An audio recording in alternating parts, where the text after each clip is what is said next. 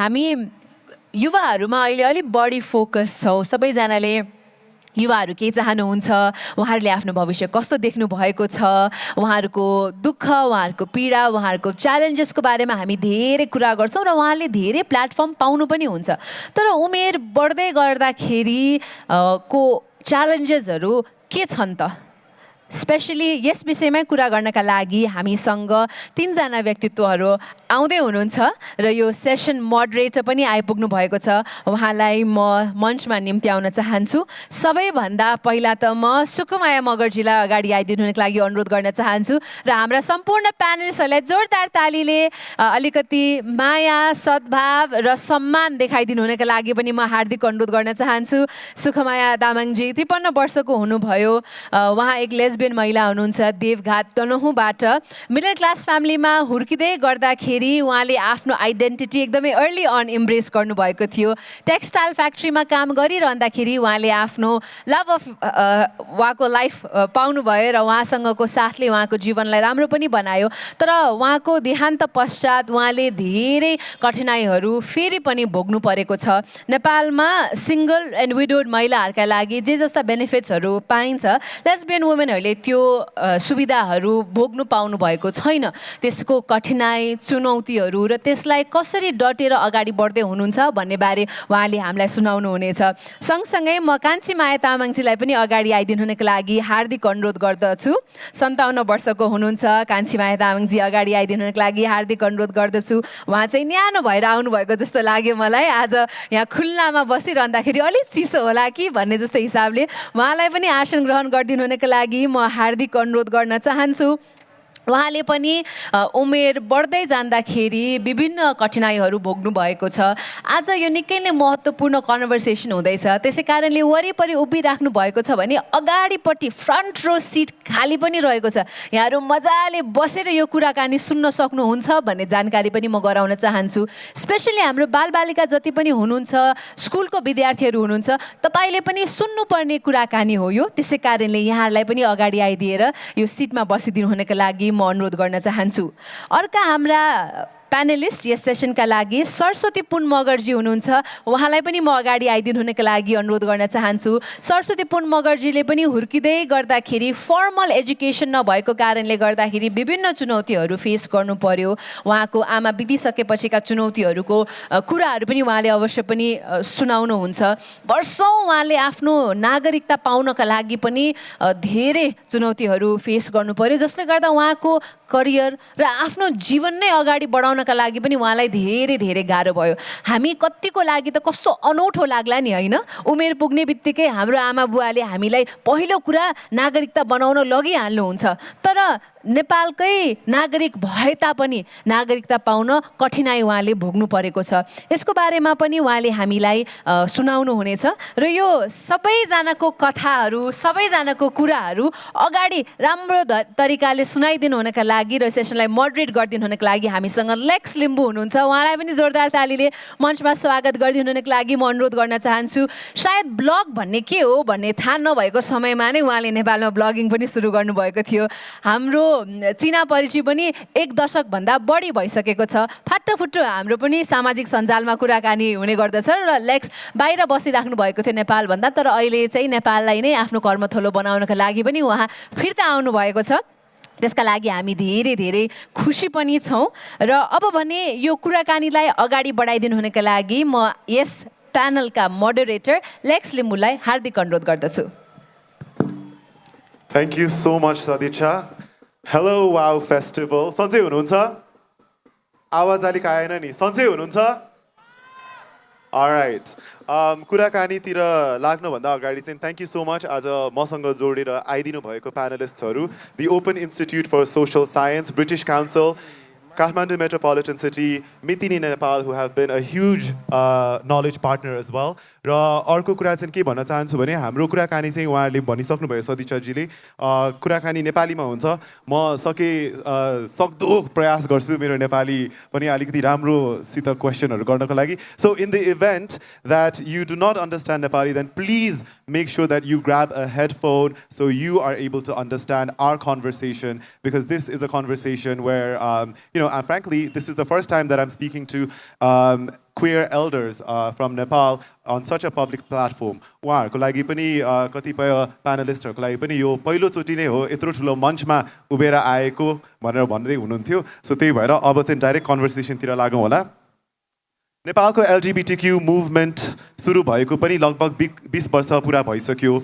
यो मुभमेन्ट अगाडि बढाउनमा एल्डरली हाम्रो ज्येष्ठ व्यक्तिहरूको सहयोग र साथ धेरै महत्त्वपूर्ण थियो र अहिले पनि छ. तर पनि अहिलेको समयमा LGBTQ+ कम्युनिटीको ज्येष्ठ भएकाहरू सिनियर सिटिजन्सहरूको इस्युज दुःख कथाहरू अलिकति पछाडिएको छ जस्तो महसुस धेरै आइरहेको छ. हाम्रो फोकस चाहिँ यङ पिपल एक्सेप्टेन्स एजुकेसन अवेरनेसमा अलिकति धेरै भएको कारणले पछिको समयमा चाहिँ LGBTQ कम्युनिटीका व्यक्तिहरूको भविष्य कस्तो देख्छ, उहाँहरूको साथ सपोर्ट कस्तो हुन्छ. We live in a community, we live in a society जहाँ चाहिँ भविष्य, जहाँ चाहिँ सक्सेस भनेको नै परिवारसँग जोडिया छ, सन्तानसँग जोडिया छ. तर मोर एन्ड मोर हामीले के देख्दैछौँ भने हाम्रो कति परिवार कति जीवनसाथी भए तापनि केही न केही समयमा हामी एक्लो हुनु परेको पनि एउटा लिभिङ रियालिटी नै छ. त्यसको बारेमा पनि हामी कुरा गर्नेछौँ. हाम्रो कम्युनिटी बाहिरबाट देख्दाखेरि र बुझ्दाखेरि तपाईँहरू धेरैले पनि सोच्नु सक्नुहुन्छ होला सबैजना एकमुष्ट, सबैजनाको कथा एउटै रहेछ भनेर. तर एक्चुअली LGBTIQ+ कम्युनिटीभित्र पनि धेरै भिन्नता छन्. म एउटा गे म्यानको स्टोरी, लाइफ र लिभड एक्सपिरियन्स धेरै फरक हुन सक्छ जब एउटा ट्रान्सजेन्डर वुमेनसँग कम्पेयर गर्दा. सो धेरै कुरा सिसजेन्डर गे मेल हुनुमा प्रिभिलेज छ र कम्युनिटीमा पनि तपाईँको लाइफ, तपाईँको हुर्काइबाट कस्तो खालको ठाउँबाट आउनुभएको छ, कस्तो खालको एक्सेस र अपर्च्युनिटी छ, त्यस्तै पनि तपाईँको बुढेसकालको जीवन धेरै फरक पार्न सक्छ. अब प्रश्नतिर लाग्दाखेरि चाहिँ एउटा नक्सा म देखाउन चाहन्छु. राइट, यो फोटोमा चाहिँ हाम्रो कान्छीमाया दिदी हुनुहुन्छ. कान्छीमाया दिदी पछाडि हेर्नु न फोटो. दिदी पछाडिको फोटो हेर्नुहोस् त है. दिदी त्यो फोटो चाहिँ तपाईँले कहिले खिच्नु भएको र यो फोटोमा जुन तपाईँले त्यो रङहरू देख्नुहुन्छ नि, त्यो रङको अर्थ चाहिँ तपाईँको लागि चाहिँ के होला? यो रङको लागि चाहिँ यो अर्थ चाहिँ मेरो LGBT कमिटीको झन्डाहरू मैले चाहिँ देखिरहेको थिएँ होइन, त्यही झन्डाको आधारमा मैले बनाएको यो चाहिँ यो रुमाल चाहिँ.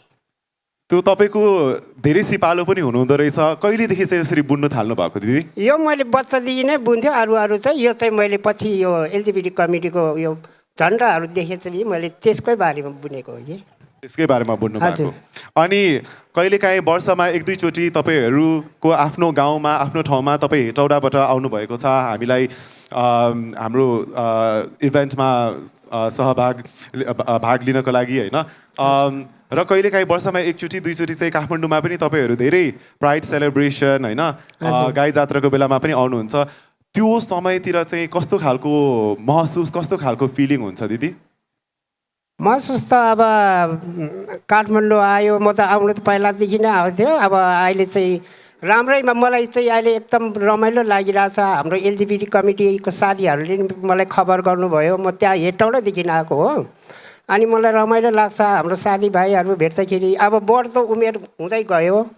बढ्दो उमेर अब 55 कडेपछि हामी LGBT कमिटीको मान्छे भनेको चाहिँ अलिकति पिछौडी नै हुन्छ.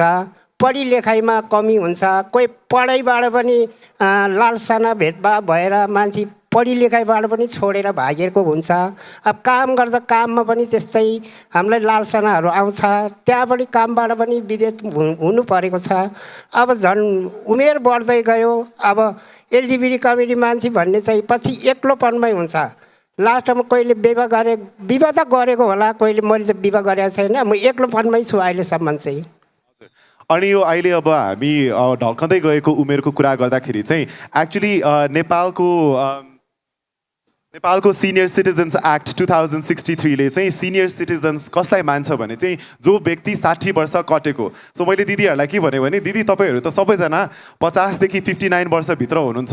तपाईँहरू त धेरै यङ, धेरै जवानी. सो त्यो ज्येष्ठ नागरिक त एक्चुली छँदै छैन. तर कुरा के पनि आउँछ भने यहाँ चाहिँ हामीले छिट्टो 50 वर्ष कट्ने बित्तिकै ल उमेर ढल्क्यो र हाम्रै कम्युनिटीभित्रमा पनि एजिजम चाहिँ अलिकति धेरै नै पनि देखिया छ होइन धेरै यङमा मात्रै धेरै फोकस भएर पनि अलिकति त्यो हेर्ने नजर पनि छिट्टो बदलिन्छ। अब अर्को नक्सातिर जान फोटोतिर जान ओके यहाँ चाहिँ हाम्रो सरस्वती दिदीको फोटो छ। सरस्वती दिदी यहाँ पछाडिको फोटो हेर्दाखेरि त्यहाँ तपाईँ धेरै गहिरो सोचाइमा हुनुहुन्छ जस्तो देखिया छ। त्यो बेलामा चाहिँ तपाईँ के सोचिराख्नु भएको थियो? यो बेलामा मैले आफ्नो नागरिकताको बारेमा सोचिरहेको थिएँ।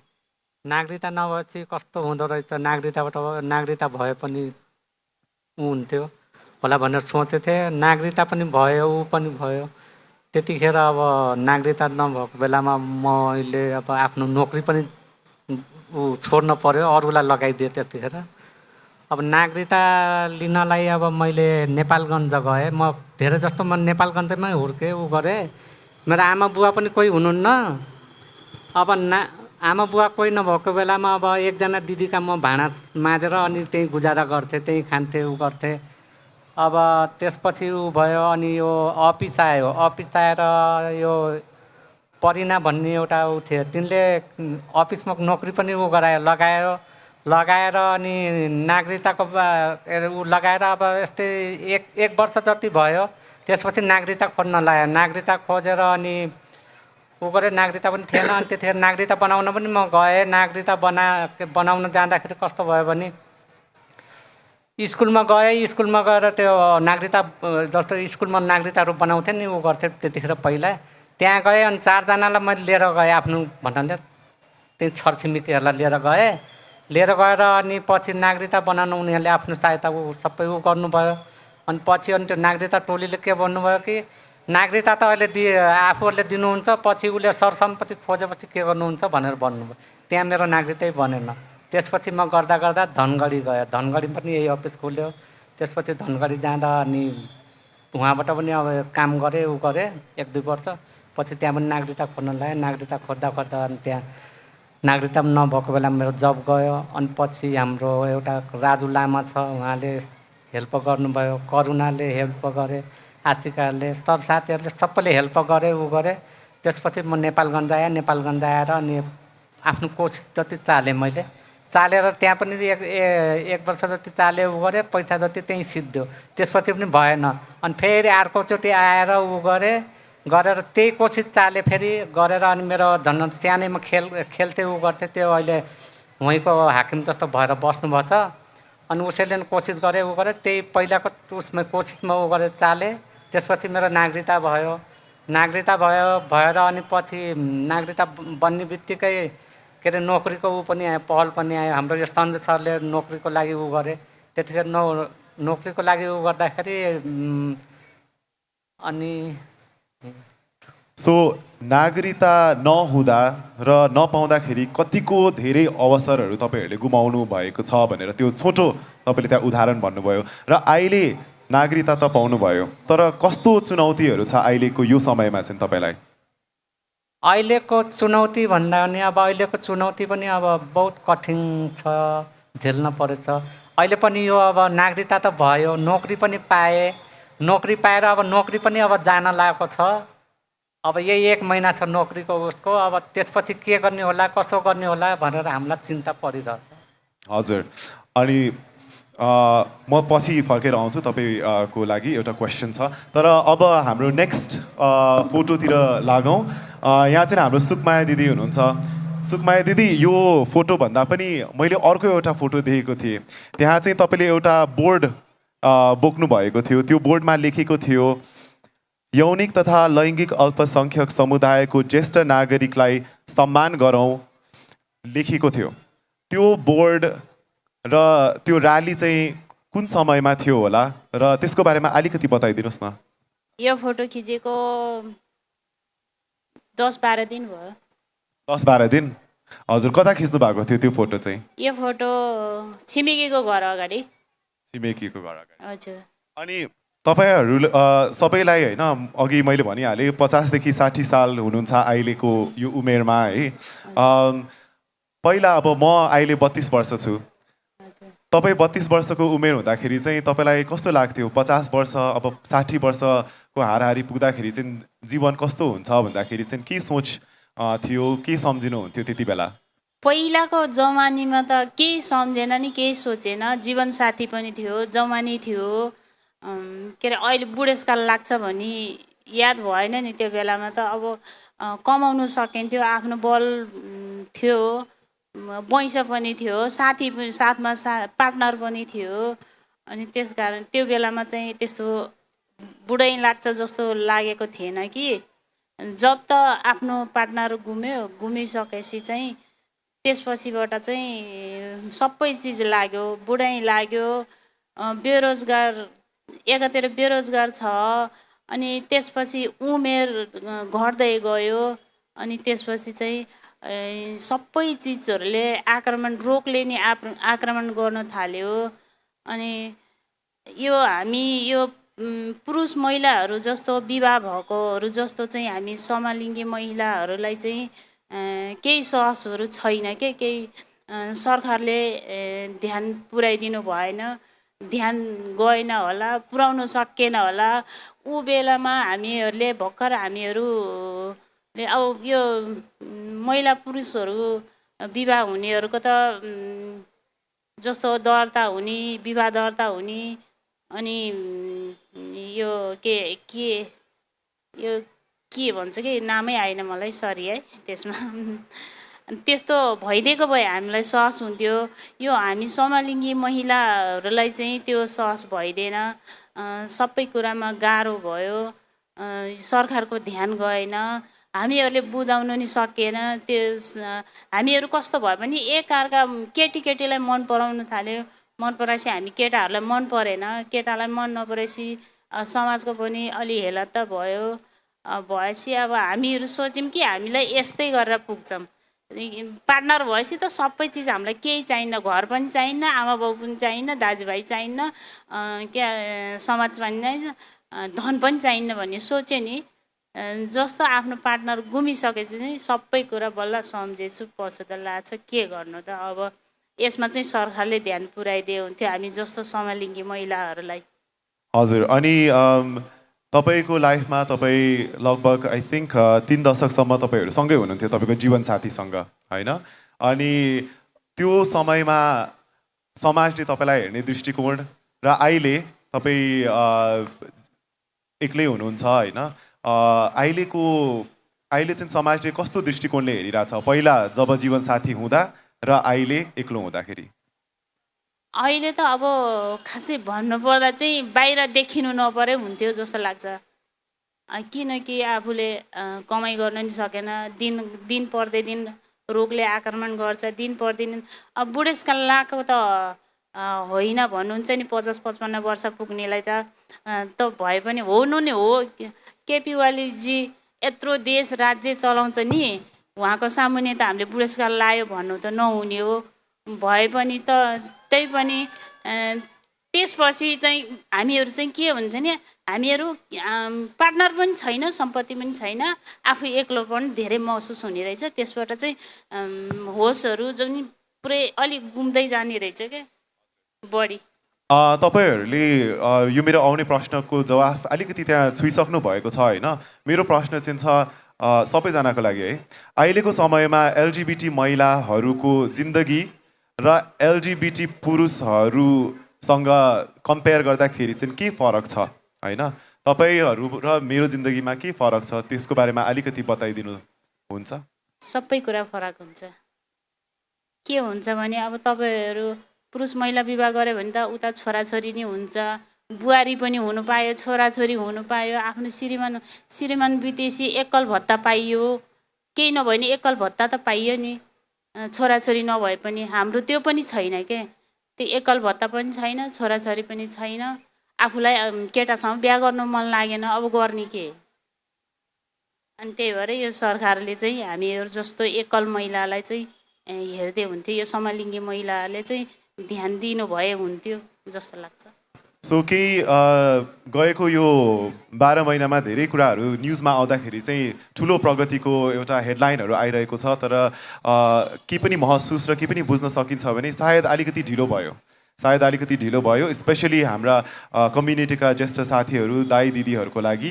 आशा छ आउने दिनमा केही हदसम्म अलिकति सजिलो हुन्छ भन्ने चाहिँ त्यो हामीले आशा अपेक्षा चाहिँ राखेकै छौँ। कान्छीमाया दिदीलाई म एउटा कुरा सोध्न चाहन्छु। कान्छीमाया दिदी, तपाईँको जिन्दगीमा चाहिँ कोही जीवनसाथी थिए? तपाईँको जिन्दगीमा चाहिँ कोही जीवनसाथी थियो? जीवनसाथी त पहिला त थियो, म त पहिला नै छुटपाट भइसकेको थियो मेरो त। अनि जीवनसाथीसँग हुँदाखेरि चाहिँ के कतिको सजिलो या गाह्रो थियो त्यो समयमा? त्यही माथि तपाईँ मकवानपुरमा बस्नुहुन्थ्यो त्यो समयमा। त्यो समयमा त अब कहिले खुसी पनि हुन्थ्यो, कहिले बेखुसी पनि हुन्थ्यो। अब उसले भन्छन् अब पार्टनर भएर के गर्ने, भरे यता कुरा उता कुरा, यो यस्तो ऊ यस्तो भनेर एलजिबिटी कमिटी मान्छेहरूलाई त उसले त्यसो भनि नै हाल्छ। त्यही भएर म चाहिँ साथी बनेर चाहिँ बसिनँ, गाह्रो भएको थियो मलाई, त्यही भएर। अनि अहिलेको समयमा तपाईँ एक्लै बस्नुहुन्छ, तपाईँ त्यो काम पनि एक्लै गर्नुहुन्छ, घरमै गर्नुहुन्छ होइन? अनि अहिले चाहिँ कतिको जीवनसाथी या परिवारको खाँचो हुँदो रहेछ, कस्तो महसुस गर्नुभएको छ? जीवनसाथीको खाँचो त अब यो उमेरमा त खाँचो त भइ नै हाल्छ। त्योभन्दा पनि अब उमेर गएपछि जीवनसाथी चाहिन्छ त भन्छ। अब उमेर गएपछि जीवनसाथीको कसले पत्याउने हो र? अब कसले पत्याउने हो र? अब कसैले अब बिचरा भन्ने त्यही मात्रै हो। अब त जीवनसाथी हामी भित्र चाहिँ पाउँदैनन्, वो भित्र चाहिँ अब मैले त भन्ने कुरो त्यही हो। अब मैले अघि के भनिरहेको थिएँ भने हाम्रो कान्छीमाया दिदीको आमा चाहिँ अब 100 वर्ष पुग्नु आँट्नुभयो। अनि सो मैले भने दिदी तपाईँको त अब एटलिस्ट 40 वर्ष बाँकी नै छ होइन? सो त्यही कारणले अब यो अहिले नभए पनि भविष्यमा पक्का जीवनसाथी आउनु सक्छ। र अर्को चाहिँ एउटा पोजिटिभ कुरा, सायद हामी अहिले एक्लै बसिरहेको बेलामा सबै आफै खट्नुपर्छ, खाना बनाउनुको लागि, नुन तेल किन्नुको लागि होइन, घर सरसफाइ गर्नुको लागि। सो हो, एक किसिम हामी एक्लो होला, तर बिकज हाम्रो माइन्ड यति एक्टिभ हुनुपर्छ, यति एक्सर्साइज गरिराख्नुपर्छ, सायद हामी त अझै लामो बाँच्न सक्छ होइन? त्यो भनेर मैले सबै दिदीहरूलाई भनिरहेको थिएँ। अनि ठ्याक्क सरस्वती दिदीले भन्नुभयो, खै यही 50 वर्ष काटे पछाडि पहिलोचोटि जहाज पनि चढ्न पाइयो र यत्रो ठुलो मञ्चमा पनि आउन पाइयो, के थाहा 60 वर्ष पछाडि त के हुनसक्छ है? सो सरस्वती दिदी, 60 वर्षपछि र अब आउने भविष्यमा चाहिँ के देख्नुहुन्छ तपाईँले? अब यो 60 वर्षको भविष्य र आउने भविष्यमा भन्नाले अब म त अब यही बेलामा अब मैले मेरो नागरिकता पनि यही बेलामा भयो, यही बेलामा खुसी भयो, यही बेलामा मैले प्लेन पनि चढ्न पाएँ, यही बेलामा मैले जागिरी पनि पाएँ। अब यही बेलामा मेरो जागिरी पनि जान लाग्छ। अब आउँदो अब के गर्ने कसो गर्ने भन्नाले अब यो अब केही त अब ऊ छैन। अब त्यही पनि अब केही भए पनि नाचेर गाएर ऊ गरेर भए पनि खाम्ला खाना त। अब पहिला पनि यो के अरे यो अफिसहरू यो विदेशहरू आएको थिएन, त्यति बेला पनि मैले अरूको घरमा काम गरेर भाँडा माझेर ऊ गरेर खाएकै थिएँ। अब नभए पनि ठिकै छ। अब के यो 50 वर्षको 60 वर्षको उमेरमा अब यो भन्नाले अब म जस्तो अब अरू पनि होला नि धेरै आमा बुवा नभएको, अब उनीहरूलाई पनि भन्न चाहन्छु म, हजुरहरू पनि अब अहिले त जवानीमा बेसरी गर्नु होला, अब त्यसपछि बुढेसकाल लाग्यो भने हजुरहरू पनि दुःख पाउनु होला। हामी जस्तै अहिले हामी दुःख पाउँछौँ त्यस्तै हाम्रो जस्तै दुःख पाउनु होला। किनकि अब पैसा के अरे नोकरी गर्नुभएको छ भने पैसा जम्मा गरेर राख्नु होला, बुढेसकालमा काम लाग्छ, बिमार भएको बेलामा काम लाग्छ। अब अहिले हाम्रो भन्नाले जीवनसाथी छैन। अहिले जीवनसाथी भयो भने अब तिनीहरू पैसाको लागि मात्रै आउँछन्। यो भन्नाले पैसा छ त जीवनसाथी छ, पैसा छैन त जीवनसाथी छैन, यही भन्न चाहन्छु म। त्यहाँ एउटा कुरा जोड्न चाहन्छु। तपाईँले भन्नुभयो भविष्यको लागि अलिकति आफ्नो फ्युचर प्रोटेक्ट गर्नको लागि अलिकति पैसा जम्मा गर्नुपर्छ भनेर राख्नुभयो होइन? अनि यो कुरामा चाहिँ अब हाम्रो कम्युनिटीका साथीहरू दाइ दिदीहरूलाई धेरै गाह्रो पनि भएको छ है। बुढेसकालको उमेरमा कसरी खाना लाउनको लागि पनि धेरै गाह्रो छ। अब हाम्रो कम्युनिटीमा धेरैजनाको सायद एउटा सोसल स्ट्रक्चरबाट आउनुहुन्छ होला, एजुकेसन अलिकति कम भएको होला, झन् गाह्रो छ। सो यसमा चाहिँ अघि तपाईँहरूले जोड्नु भएको जस्तै अब नागरिकताले अझै धेरै कुराहरू अवसरहरू ल्याइदिन्छ, त्यही सँगसँगै सोसल सिक्युरिटी फन्डहरूमा पनि कसरी चाहिँ हाम्रो कम्युनिटीले एक्सेस गर्नु पाउँछ भन्नेमा पनि अब धेरै जोड दिनुपर्ने देखिएको छ। तपाईँले परिवारको बारेमा र एक्लोपनको कुरा गर्दाखेरि मलाई के जोड्नु मन थियो भने हाम्रो एलजिबिटिक्यू कम्युनिटीमा कहिलेकाहीँ परिवारबाट हामीले एक्सेप्टेन्स नपाउँदाखेरि हामीले अर्को हाम्रो चोजन फ्यामिली, हामीले रोजेको र छानेको परिवारतर्फ लाग्छौँ। हाम्रो साथीहरूको सपोर्ट, दाई दिदीहरू होइन, सबैजना रगतकै नाता हुनुपर्ने भन्ने छैन। अनि म सुकमाया दिदीलाई सोध्न चाहन्छु, तपाईँको वरिपरि चाहिँ कोही त्यस्तो गुड सपोर्ट साथीहरू छन् जोसँग चाहिँ दुःख सुख तपाईँले सेयर गर्न सक्नुहुन्छ? मेरो दुःख सुख सेयर गर्ने मितिनी नेपाल हुनुहुन्छ। अनि मितिनी नेपालको बारेमा अलिकति बताइदिनुहोस् न। मितिनी नेपालमा म यतिको बोल्नु सक्दिनँ, म यस्तो ठाउँ पाएन। पहिला योभन्दा हामी 20 वर्ष 30औँ वर्ष अगाडि हो नि त यसरी केटी विवाह गरेर या पहिला त साथी बसेको भन्ने हुन्थ्यो नि त। अहिले पो बल्ल पछि विवाह गर्ने यस्तो भन्ने भयो, चलन भयो। त्यतिखेर त साथी भनेर बसेपछि पछि एकअर्कालाई मन पराउनेलाई त उही विवाह जस्तै हुने रहेछ नि त। अनि त्यहाँबाट त्यसपछि यो 20-30 वर्ष अगाडि नै हामी यसरी बसेको हो नि त। अनि बसेपछि यस्तै गरेर मौका पाएको भए, मितिनी नेपाल जस्तो पहिल्यै भेटेको भए हामीहरूले केही कुरा राखेर हामीभन्दा पछाडिको भाइ बहिनीलाई अलिक छिटो सजिलो हुन्थ्यो। हामीलाई जस्तो दुःख हुन्थेन, हामी जस्तो केही नपाउने पाएको उहरू भत्ताहरू केही त मिलाउँथ्यो होला नि। यहाँसम्म पुग्दा त केही मिलिन्थ्यो होला नि। यतिखेरसम्म त हामीले त केही नै मिले छैन नि अहिलेसम्म। हामी यत्रो वर्ष 50 पुगिसक्यो, नाग्दा पनि हामीले एकल भत्ताहरू पाएको छैन। अब वृद्धा भत्ता त पाउला नि, पाउला नपाउला वृद्धासम्म बसिएला कि नबसिएला। अब वृद्धा त भइसक्यो, अरूले त भएको छैन भन्नुहुन्छ, तर आफूलाई त भइसक्यो। तर हामीभन्दा पछाडिकोलाई त सजिलो हुन्थ्यो। यसरी नै मितिनी नेपालले मौका दिनुभयो बोल्नु। म पहिला मितिनी नेपालमा आउँदाखेरि म यस्तो माइक समाउँदा म पहिल्यै काम थिएँ कि उही झाँक्री आएको जस्तै गरेर काम थियो। यतिको बोल्नै सकिन्थेन। मितिनी नेपाललाई धेरै धन्यवाद हृदयदेखि नै। यस्तो गरेर आज म यहाँ बोल्न आउनु सकेको पनि मितिनी नेपालले गरेर। मितिनी नेपाललाई धेरै धन्यवाद छ तपाईँहरूको साथ सहयोग र सपोर्ट हाम्रो दिदीहरूको लागि र धेरै व्यक्तिलाई फ्रम अक्रस नेपाल। अब अर्को फोटोतिर म जान चाहन्छु। यो अर्को फोटो चाहिँ सरस्वती दिदी, आई थिङ्क तपाईँको नक्स फोटो जस्तो लाग्यो। यो फोटोको बारेमा अलिकति बताइदिनुहोस् न, यो कहिले खिचेको हो, यो फोटोमा को थियो भनेर। मेरो यो फोटो भन्नाले अहिले यो हेर्दाखेरि यो पहिले 10 वर्षभन्दा पहिलेको हो यो फोटो। म त्यतिखेर विदेशमा काम गर्थेँ, नागरिकता थिएन, त्यही पनि यताउता मिलाएर सुनिल बाबु पन्तहरूले उ गरेर नागरिकताको ब्याङ्कमा खाता खोलिदिनु पर्थ्यो। त्यतिखेर काम गर्थेँ। काम गर्दाखेरिको अनि यो पिकनिकको फोटो हो सायद। पिकनिक जान्थेँ अनि पिकनिकको फोटो हो यो। अब त्यतिखेर त म भन्नाले उमेर पनि थियो, ऊ पनि थियो त्यतिखेर अब पैसाको ऊ पनि गरेन। तलब जति आउँथ्यो, तलब आउने बित्तिकै म नेपालगञ्ज दौडिन्थेँ साथीहरूसँग भेट्न। परिनाको उहाँ जान्थेँ बस्न, यताउता जान्थेँ। त्यतिखेर अब ऊ घुम्ने ऊ गर्ने हुन्थ्यो। त्यतिखेर अब यो उमेर भनेको के हो, के भनेको के हो, केही थाहा पनि थिएन। अब बुढेसकाल लागेपछि बल्ल थाहा पायो कि पैसा भन्नको महत्त्व के हुन्छ भनेर अहिले थाहा पायो यो बुढेसकाल लागेपछि। अब जवानीमा त अब खेल्ने उ गर्ने त्यही थियो। अब त्यति हो दिदी। त्यो फर्केर त्यही 10-15 वर्ष अगाडिको समयमा चाहिँ तपाईँले भन्नुभयो नि, पैसा अलिकति हुँदाखेरि कुदेर म नेपालगञ्ज जान्थेँ होइन, रमाइलो गरिन्थ्यो नेपालगञ्जमा चाहिँ। र त्यो समयमा तपाईँले रमाइलोको लागि चाहिँ के गर्नुहुन्थ्यो? रमाइलोको लागि अब साथीभाइहरूसँग मिलेर यताउता रमाइलो गर्थ्यौँ। त्यहाँबाट धनगढी थियो, नेपालगञ्ज त्यस्तै थियो।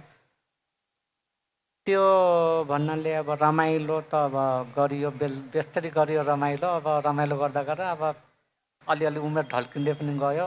अनि बल्ल बुद्धि पलाउँदै गयो, बुद्धि आउँदै गयो। त्यतिखेर बुद्धि आउँदाखेरि अब नागरिकता पनि खोज्दै गऱ्यो, ऊ गरेँ। त्यतिखेर नागरिकताको मलाई केही थाहा थिएन। त्यतिखेर आमा बुवा हुन्थ्यो त सायद मेरो नागरिकता पनि बन्थ्यो होला पहिले। अब आमा बुवै हुनुहुन्न, अरूको घर भाँडा माझेर खाएको। त्यही पनि अरूको कोसिसले गर्दा पनि नागरिकताको कोसिस त गरेँ मैले। त्यही पनि अब त्यो नागरिकतावाले उसले के भन्यो, अहिले त नागरिकता दिनुहुन्छ, पछि नागरिकता दिइसकेपछि हजुरहरूको सम्पत्तिमा ऊ गरेपछि के गर्नु होला भनेर भन्यो। अनि उहाँले पनि त्यस्तै छोडिदिनु भयो। अनि म पनि छोडेँ। अब त्यस्तै गर्दा म पनि धनगढी गएँ। धनगढीबाट ऊ गर्दा राजु सरहरू, यो करुणाहरू, अनि यो आशिकाहरू फेरि कोसिस एकचोटि चालम भनेर फेरि चालेर्दाखेरि अनि नागरिकता भयो नागरिकता भएर पनि धेरै खुसी लाग्यो मैले। अहिले नागरिकता पनि मेरो अन्य भन्नेमा छ, अहिले नागरिकता पनि धेरै खुसी लाग्यो त्यही हो। अनि नागरिकताको खुसी सँगसँगै अब अर्को कुरा के जोड्न चाहन्छु भने चाहिँ अहिले तपाईँको उमेर वरिपरिको साथीहरू चाहिँ उहाँहरूको जिन्दगी चाहिँ के कस्तो छ होइन, कतिको साथ सहयोग हुन्छ तपाईँहरू बिचमा? अब उहाँहरूको साथ पनि अब पाइरहेको छु अहिलेसम्म। अब भन्नाले अब बुढेसकाल लाग्दा अब ऊसम्म पनि पाइरहेको यही भन्ने मेरो ऊ छ। अहिले पनि ऊ गर्दैछु। अब अफिस त छन त छ, अब यो भन्नाले घर चाहिने दिने गरे, घरको भाडा दिने, अब त्यसमा स्टाफ नराख्ने भनेको छन्। अब त्यसमा बसेर अरूलाई खाना खुलाउने ऊ पनि उताबाट पठाउँछन्। आफ्नो अब पेट पाल्ने 8-9 महिनासम्म हेर्न पर्छ भनेर भन्दै थिएँ त्यतिखेर। अब त्यही हो, अब त्यहाँ पनि बसेर के गर्ने, अब पैसा हुनु पर्यो। पैसा भए आफूलाई पनि केही किन्न मन लाग्छ, केही गर्न मन लाग्छ। अब त्यहाँ पनि 8-9 महिनासम्म कसरी बसौँ त्यही मलाई अलि अप्ठ्यारो लागिरहेछ। धन्यवाद सरस्वती दिदी। अब अर्को फोटोतिर लागौँ अनि यो फोटोमा चाहिँ सुरुमा म कान्छीमाया दिदीलाई सोध्न चाहन्छु। कान्छीमाया दिदी, यो फोटोमा तपाईँ यस्तो मजाले सजिएको हुनुहुन्छ होइन, यो चाहिँ कुन फङ्सनमा कहिलेको फोटो होला त्यो चाहिँ? यो फोटो चाहिँ मेरो 1.5 वर्ष अगाडि उहाँ लाजिमपाटमा उहाँ मितिन नेपाल शास्त्रबाट चाहिँ उहाँहरूले मलाई बोलाउनु भएको थियो, इन्टरभ्यू दिनुको लागि बोलाउनु भएको थियो। अनि मैले चाहिँ त्यतिखेर चाहिँ मेकअप गरेर त्यहाँ इन्टरभ्यू दिएको थिएँ मैले। अनि त्यति बेला चाहिँ तपाईँ एक्लै आउनु भएको थियो हेटौडाबाट कि थुप्रै अरू साथीहरू पनि हुनुहुन्थ्यो? म त्यतिखेर काठमाडौँ थिएँ। काठमाडौँमै हुनुहुन्थ्यो। हजुर। अनि दिदी काठमाडौँमा हुनुहुन्थ्यो भने तपाईँले मलाई अघि भन्नुभयो त्यो 20-22 वर्षको उमेरमा भाइ म त काठमाडौँमै बस्थेँ, गलैँचाको सिकिरहेको थिएँ तालिम, तर पछि तपाईँ मकवानपुरतर्फ नै लाग्नुभयो।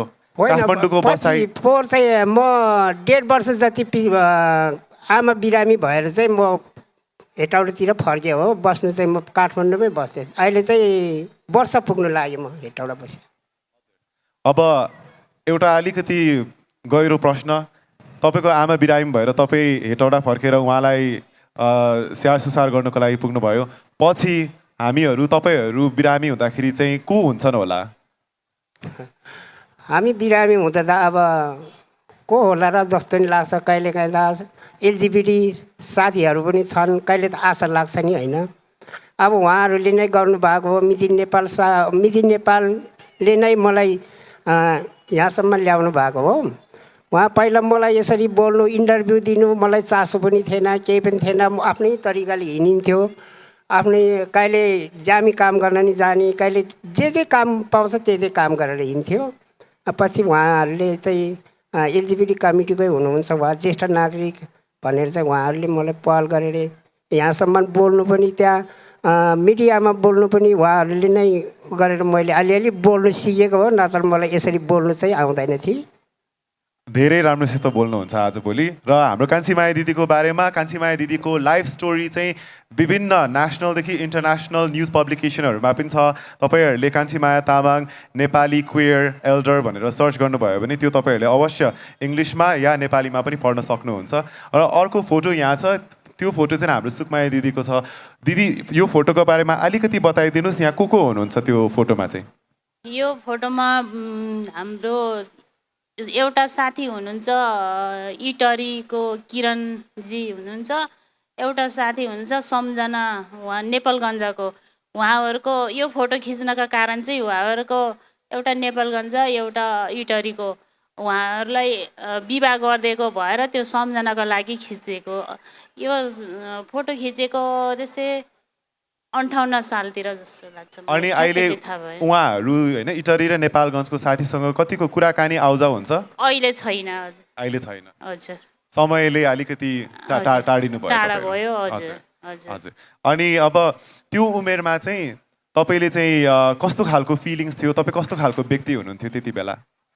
कस्तो खालको म कि उहाँ तपाईँ? म अब त्यतिखेर त जमानै थियो नि, जमानै थियो। अब केही गरेर खानु सक्छु भन्ने आँट हितमा थियो। अब के अरे मैला भए पनि एकअर्काको कुराहरू सेयर हुन्थ्यो, आँट हितमा त हुन्थ्यो, कामहरू गर्न सकिन्थ्यो। त्यसपछि के हुन्थ्यो भने जे चिज पनि खटेर गर्न सकिन्थ्यो। यतिखेर हामीलाई केही चाहिन्न भन्ने सोच थियो नि त्यतिखेरसम्म त।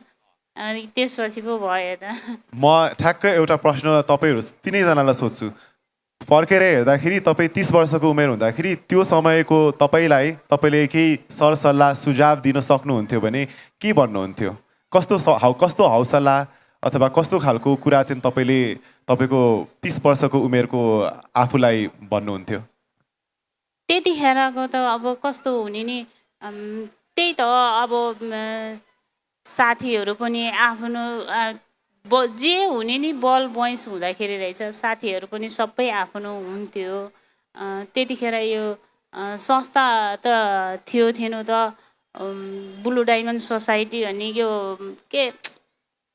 के अर्को सुनिल बाबु भन्दा यतिखेर चाहिँ संस्था चाहिँ के थियो भने त्यो गाई जात्रा थियो नि गाई जात्रामा चाहिँ त्यतिखेर हुर्र आउने अनि खाइपी गरेर रमाइलो गरेर इन्जोय गरेर जाने गर्थ्यो त्यस्तो चाहिँ केही थाहा भएन त्यतिखेरको चाहिँ रमाइलो मात्रैमा बित्यो त्यसपछि चाहिँ अब पछि चाहिँ अब यस्तो अब अलि आफ्नो पार्टनर गुमिसकेपछि चाहिँ त्यसपछि सबै के भयो अब होस नि गुम्यो बल नि गुम्यो सबै के भयो अब त्यसपछि चाहिँ म त्यही प्रश्न कान्छीमाया दिदीलाई सोध्न चाहन्छु कान्छीमाया दिदी तपाईँको जवानी उमेरमाको तपाईँलाई चाहिँ कस्तो खालको सरसल्लाह हौसला दिनुहुन्थ्यो जमानामा त अब काम गर्ने ठाउँतिर हौसला त दिन्थ्यो कहिले त अब फेरि हौसला काम गर्ने ठाउँमा पनि हौसला नि दिने मान्छे पनि पाउने अब कहिले चाहिँ फेरि यो यस्तो रहेछ उस्तो रहेछ भन्ने त्यहीँबाट पनि फेरि वञ्चित हुनुपर्ने कामबाट छोडेर हिँड्नुपर्ने अब बेचेतै गरिदिने यो यस्तो रहेछ उस्तो रहेछ भनेर बेचेत गरिदिने कामले कहिले कामबाट पनि निस्केर हिँड्नुपर्ने बाध्यता हुन्छ हामीलाई चाहिँ भएको थियो मलाई त्यो उमेरदेखि नै त्यस्तै भएर नि अब अलि चुलपुले बानी पनि थियो अब जिस्काइदिने उस्तो गरेपछि मान्छेले यस्तो उस्तो भनिहाल्ने अनि त्यो भनेपछि मन दुख्छ अनि त्यहाँबाट फेरि त्यो कामबाट पनि छोडेर हिँडिदिने अब म त्यस्तै तरिकाले सुख भनेको चाहिँ खोइ के हो मलाई केही पनि थाहा थिएन बच्चादेखि नै म बाउबाटै छुटेर 9 वर्षदेखि नै सुख भन्ने महसुस चाहिँ मलाई थिएन अनि जमानामा चाहिँ अब साथीभाइहरू भेट्दाखेरि काम गर्नु सक्दाखेरि त अब 1000 रुपियाँ काम गऱ्यो भने त यस्तै होला जस्तो लाग्थ्यो सधैँ यसरी कमाउनु त कहाँ सक्थ्यो र होइन अब भारी बोक्नु सक्दैन अब त्यो उमेर त गइहाल्यो अब त त्यही हो अब बसी हाँस्ने नाच्ने त्यही हो अब धन्यवाद कान्छीमाया दिदी सरस्वतीजीलाई पनि त्यही सोध्न चाहन्छु कस्तो हौसला कस्तो सल्लाह सुझाव दिनुहुन्थ्यो होला तपाईँको 30 वर्ष तपाईँलाई मेरो पनि त्यही हो अब 30 वर्ष अगाडि अब आफू पनि यस्तै अब रमाइयो गरियो गर्दा अब बुढेसकाल लाग्न थाल्यो 30-35 वर्ष उमेरमा पनि अब ऊ भयो त्यतिखेर पनि रमाइलो गरेँ 40 कटेपछि अब यो बिमारी 40 कट्यो 30-35-40 कट्यो पनि यस्तो बिमारीहरू रोग आउन थाल्यो हातखुट्टाहरू दुख्ने उ गर्ने अनि त्यसपछि टाउको दुख्ने उ गर्ने अब अरूहरूको त अब आमा बुवा हुनुहुन्छ उ गर्नुहुन्छ उहाँहरूलाई त अब केही नभए पनि हेरिहाल्नु होला अब मलाई त अब सायद मेरो आमा बुवा पनि हुनुहुन्न अब म एक्लै रमाएँ एक्लै खाएँ एक्लै हुर्केँ अब मर्ने बेलामा पनि थाहा छैन अब सायद कसले अब लगेर मलाई उ गर्नु होला मर्ने बेलामा पनि अब क्रियाकाज गर्ने त अब मेरो कोही हुन्न होला अब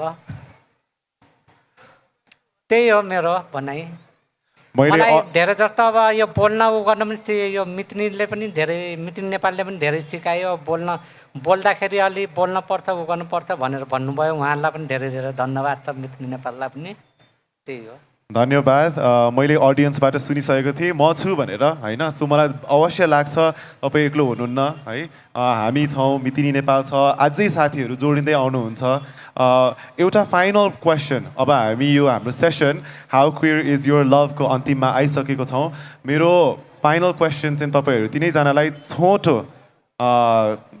छोटो तरिकाले जवाफ दिनुहोस् अहिले चाहिँ तपाईँको लागि भविष्यमा कस्तो सपना देख्नुहुन्छ भविष्यको सपना कस्तो देख्नुहुन्छ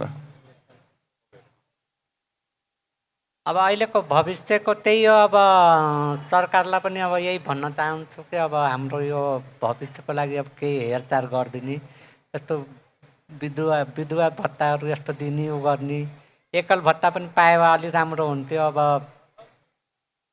कहीँ नभए अब सरकारले अलिअलि यो कति जग्गाहरू गरेर अलिअलि दिए पनि एउटा झोप्रो जस्तो बनाएर बस्न पाए अलिक खुसी हुन्थ्यो कि त्यही हो मेरो भनाइ। धन्यवाद। अनि कान्छीमाया दिदी के खालको सपना देखिराख्नु भएको छ? कस्तो सपना छ तपाईँको अब आउने दिनहरूको लागि? अब आउने दिनहरूमा त अब ज्येष्ठ नागरिक अब हामी त अब कोही पनि छैन, छोराछोरी पनि छैन हाम्रो त होइन। अब छोराछोरी हुनेको त लौ वृद्ध आश्रममा राख्न पनि अब पैसा तिरेर राख्दैला, हामीलाई त कसले राख्ने होइन। सरकारले पनि अलिकति हामीलाई बन्द व्यवस्था हामी बस्ने समय अब काम गर्नु नसक्ने समयमा चाहिँ हामीलाई सरकारले पनि बस्ने अलिकति व्यवस्था गरिदिनु भयो भने भन्ने चाहिँ मेरो चाहिँ विचार। धन्यवाद। अनि सुकमाया दिदी? चाहिँ के अरे यो सरकारबाट एकल यो समलिङ्गी महिलाहरूलाई एकल भत्ताहरू यो आवश्यक पर्नेहरू सरकारको ध्यान जाओस्, आगामी दिनहरूमा रोक नलागोस्, अब बुढेसकाललाई पनि रोक नलागोस्, यही हो। है, thank you so much. Please तपाईँहरूले सुनिराखिदिनु भएको छ भने हाम्रो यस्तो राम्रो प्यानलिस्टलाई यस्तो मजाले बोल्नुभयो होइन, पटक पटक भन्नुभयो मलाई बोल्नु आउँदैन भनेर, तर 1 घन्टासम्म हामी यहाँ बसेर कुराकानी गऱ्यौँ। उहाँहरूलाई मजाले जोरजार तालीसित उहाँहरूको समयको लागि धन्यवाद भनौँ। अनि अब अन्तिममा चाहिँ के भन्न चाहन्छु भने अब queer community, as I mentioned, हाम्रो LGBTQ community, it's vast. There's a lot of differentiation within the LGBTIQ community. There's a lot of challenges ahead as well. हिजो म एकजना साथीसँग कुरा गर्दाखेरि उसले के भन्यो भने, लेक्स जी तपाईँ जस्तो म 32 वर्षमा पनि म एक्लो भयो भने त म त खै के हुन्छ होला मेरो दिमाग भन्यो। अनि मैले भने भाइ सुन, तिमी 22 वर्ष मात्र छौ, अवश्य होइन, आई होप तिमीले तिम्रो जीवन साथी पाउँछौ, तर the likelihood of you being single is very high अहिलेको समयमा होइन। अनि यो चाहिँ हाम्रो क्वेयर कम्युनिटी मात्र नभएर outside of the queer community पनि अहिलेको हाम्रो यस्तो इन्डिभिजुअलिस्टिक वर्ल्डमा हामी there is more and more people who are by themselves. त्यो भन्दै आउने दिनहरूमा LGBTIQ+ कम्युनिटीका लागि सपोर्ट सिस्टम र अझै ध्यान दिनुपर्ने धेरै देखिएको छ। कम्युनिटीको लागि काम गर्दै आउनुभएका संस्थाहरू र सरकार मिलेर कसरी सर्भिसेसहरू अझै पर्सनलाइज गर्नु सकिन्छ र इन्क्लुसिभ नन डिस्क्रिमिनेसन क्लजेसहरू एक्जिस्टिङ पोलिसी र फ्रेमवर्कमा थप जोड्न सक्ने त्यहाँतर्फ हामी धेरै काम गर्नुपर्ने देखिएको छ। भएका कानुन र पोलिसिजलाई कसरी मोनिटर गर्न सकिन्छ भनेर पनि सोच्नुपर्ने देखिएको छ। र अन्तिममा हेल्थ सेक्टर र जो एल्डरलीहरू ज्येष्ठ समुदायसँग काम गर्दै आउनुभएका उहाँहरूलाई पनि LGBTQ कम्युनिटीको बारेमा थप जानकारी, कल्चरल सेन्सिटिभिटी ट्रेनिङ बढाइदियो भने आशा छ केही सम्म हाम्रो अहिलेको भविष्यको ज्येष्ठ LGBTQ नागरिकहरूलाई अलिकति सजिलो हुन्छ कि अथवा अवश्य आउने दिनका साथीहरूको लागि। So once again thank you so much to all the panelist, thank you to the open institute for social science, British council, Kathmandu metropolitan city, Mitini Nepal, and thank you to every one. तपाईँहरू सबैजना धेरै धेरै धन्यवाद आएर सुनिदिनु भएकोमा। Over to you Sadichchha. Thank you लेक्स। तर यो प्यानल सकाउनुभन्दा अगाडि मेरो पनि एउटा प्रश्न छ है, अन्तिम प्रश्न सबैजनालाई। हाम्रो यो सेसनको टपिक नै पनि एकछिन बसिदिनु होला, हाम्रो सेसनको टपिक नै पनि how queer is your love भनेर थियो नि त। सो मोडरेटर सुद्धलाई सोध्छु म, सुरुवात सायद मोडरेटरबाटै गरौँ होला होइन। हामी सबैजनाको जीवनमा मायाको परिभाषा फरक फरक हुन्छ। मैले यो ब्याकग्राउन्ड अलिकति सेट गरेको किन भनेर पनि एकैछिनमा थाहा पाउनुहुन्छ। तर मायाको परिभाषा हामी हुर्किँदै जाँदाखेरि, जीवन जिउँदै जाँदाखेरि फरक फरक हुँदै जान्छ। अहिले यो समयमा मेरो लागि मायाको परिभाषा भनेको रेस्पेक्ट हो। रेस्पेक्ट भनेको मैले मायाको रूपमा लिन्छु। लेक्स तपाईँले चाहिँ मायालाई परिभाषा दिनु पर्यो, प्रेमलाई एक परिभाषा दिनु पर्यो भने कसरी दिनुहुन्छ? एउटा शब्दमा भन्नुपर्दाखेरि चाहिँ साथ अथवा अङ्ग्रेजीमा कम्पेनियनसिप होइन। बिकज अहिलेको समयमा हाम्रो 3जना प्यानलिस्टले भन्नुभएको जस्तो जति उमेर ढल्किँदै जान्छ, you want to have someone to go home to होइन, हाउज योर डे भन्ने त्यस्तो एउटा व्यक्ति, त्यही हो मेरो लागि माया। म सरस्वतीजीलाई सोध्न चाहन्छु, यहाँको लागि माया प्रेम भनेको के हो जस्तो लाग्छ? मेरो भनाइमा माया प्रेम भन्नेमा माया प्रेम पनि अब राम्रै हो, बाँचुन्जेलसम्म माया प्रेम गर्नै पर्छ। त्यसपछि अब मरेपछि त अब कसले हेर्छ थाहा छैन। हजुरहरूलाई पनि यही एउटा कुरा भन्न चाहन्छु कि राम्रोसँग माया प्रेम गर्नु होला, राम्रोसँग बस्नु होला। लेकिन पैसा अलि धेरै कमाए पनि आफ्नो धेरै पैसा कमाएको त्यो पैसा पनि धेरै खर्च नगर्नु होला, जोगाएर राख्नु होला। बुढेसकालमा हजुरहरूलाई पनि काम लाग्छ, त्यही हो मेरो भनाइ। धेरै धेरै धन्यवाद। पैसासँगको प्रेमको त एन्ड नै हुँदैन होइन, पैसासँगको माया त झन् लङ लास्टिङ हो जस्तो लाग्छ। सुकुमायाजीलाई पनि सोध्न चाहन्छु, मायाको परिभाषा कसरी दिनुहुन्छ? मायाको परिभाषा धेरै थरी हुन्छ। माया पनि अब कामको पनि माया हुन्छ, उता साथी सङ्गीको पनि माया हुन्छ। माया त धेरै थरीको हुन्छ, अब त्यही हो। धन्यवाद। म कान्छी माया तामाङजीलाई पनि सोध्न चाहन्छु, मायाको परिभाषा, प्रेमको परिभाषा तपाईँले चाहिँ कसरी दिनुहुन्छ? मायाको परिभाषा भनेको धेरै थरीकै हुन्छ। हुनु चाहिँ अब माया भनेको गहिरो तरिकाको माया बुझ्नु चाहिँ अलिक गाह्रै पर्छ। कोही पैसाको माया हुन्छ, कोही कामको माया हुन्छ। अनि त्यही हो मेरो भन्ने कुरो चाहिँ।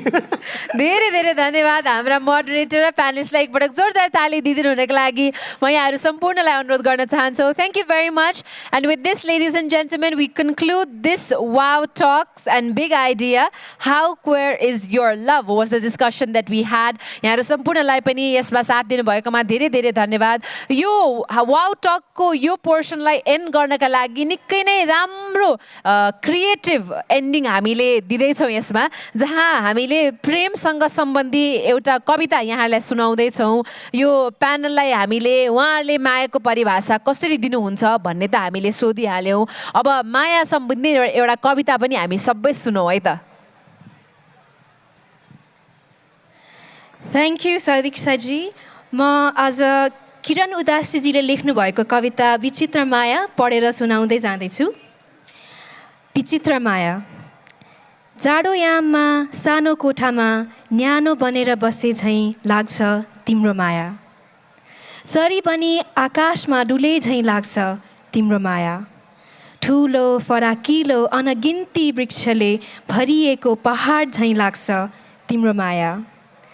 बाटोबाट टिप्ने होइन, भुइँमा झरेर बटुलेको पारिजात झैँ लाग्छ तिम्रो माया। हो, कहिलेकाहीँ त मलाई तिम्रो माया कटुस जस्तै लाग्छ। चसक्क चसक्क घोचिदिन्छ कलेजीको छेउ। फर्की हेर्छु एकान्तमा, तिमी नै छैन मेरो छेउ। लालुपाटे झैँ कुनै समयमा बिना लालुपाते झैँ कुनै समय बिना फुल्छ तिम्रो माया। काँचको सिसा टुटे झैँ कहिले फुट्छ तिम्रो माया। मुहान फुटे झैँ छताछुल्ल पोखिन्छ तिम्रो माया। कहाँ राखौँ, कहाँ जोगाउँ तिम्रो माया। अनायसै आँसु खस्छ, कसरी सम्हालौँ तिम्रो माया। पाना भरियो मसिसक्यो, तैपनि अनौठो लाग्छ तिम्रो माया। धन्यवाद।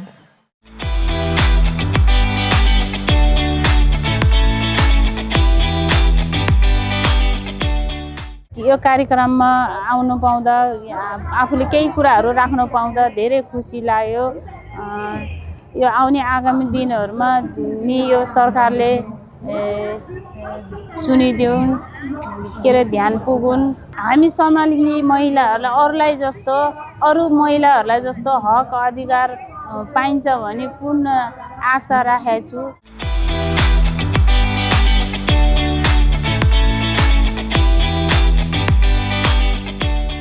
आज यो मञ्चमा आउन पाउँदा मलाई धेरै खुसी लागेको छ। किनकि अब मञ्चमा आउँदा अब मलाई त्यति बोल्न पनि आउँथेन। अब यो मञ्चमा आएर बोल्दाखेरि अलिक राम्रोसँग बोल्न पनि ठिकै थिएन। त्यतिखेर अब बोल्दाखेरि अलिक राम्रो भयो। अब हाम्रो बोली उ गरेर सुन्नुभएको उहाँहरूलाई के भन्न चाहन्छु कि आउने अब पीडितहरूलाई पनि अब यस्तो म जस्तो दुःख नपाओस्, म जस्तो आमा बुवा नभएकोहरू पनि दुःख नपाओस्। यस्तो मलाई यो कार्यक्रममा आउँदा धेरै राम्रो लाग्यो।